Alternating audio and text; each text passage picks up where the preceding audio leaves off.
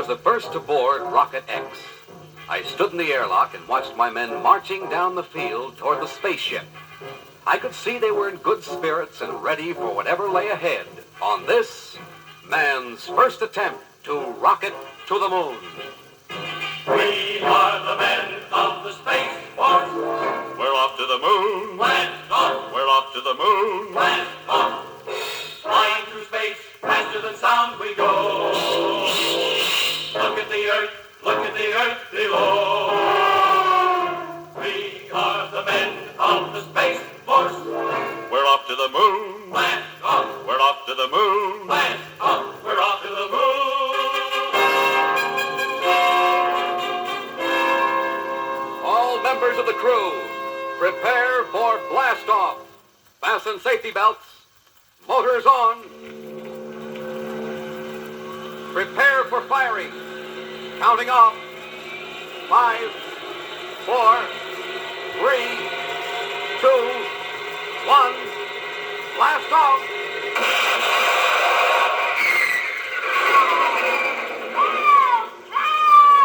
As we shot to the sky, I heard a scream for help from the forward chamber.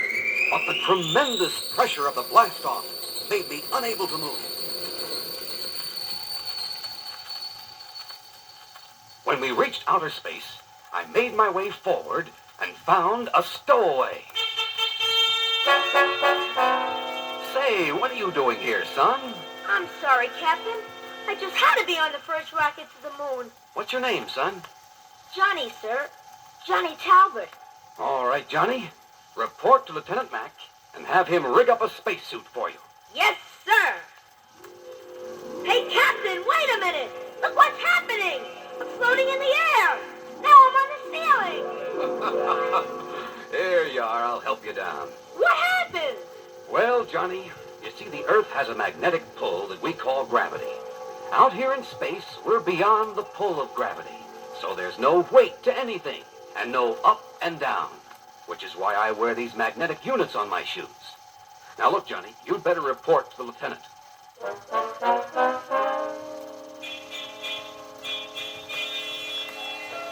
On the morning of the 4th day, we could see the craters and gullies of the moon. As we approached what seemed to be a flat plain, I gave the orders to land. Fire brake rockets! Brace for landing! We've made it, Captain. We've made it. We're on the moon.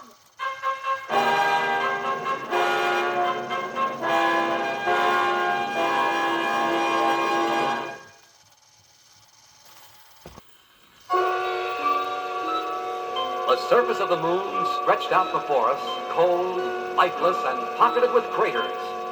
On the plains and gullies and the jagged rock-like mountains, not a blade of grass grew. There was no water, no air.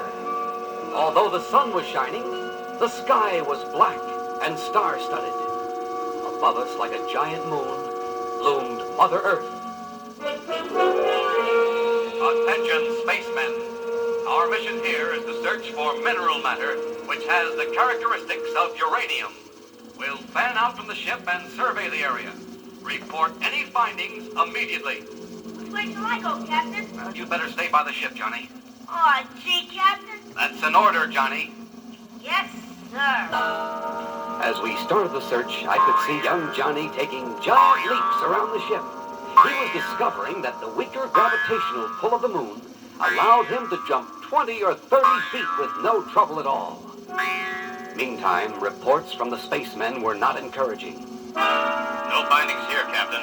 No findings. No luck in this area, sir.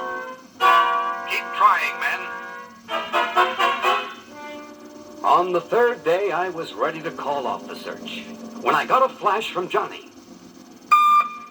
Captain, I've got a reading on my Geiger counter. Come quickly. Johnny, what area are you in? Area 1, sir. Right next to the ship.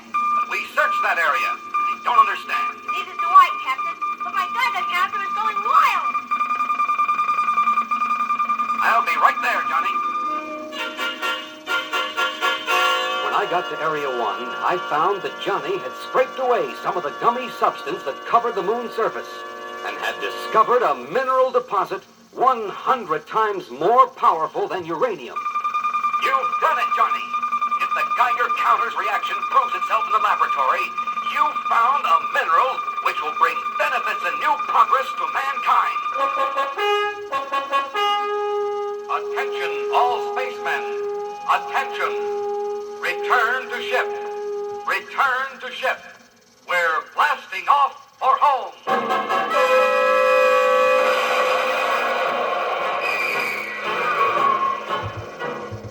We are the men of the Space Force.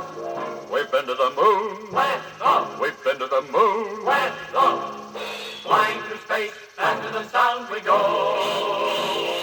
Look at the earth below. We are the men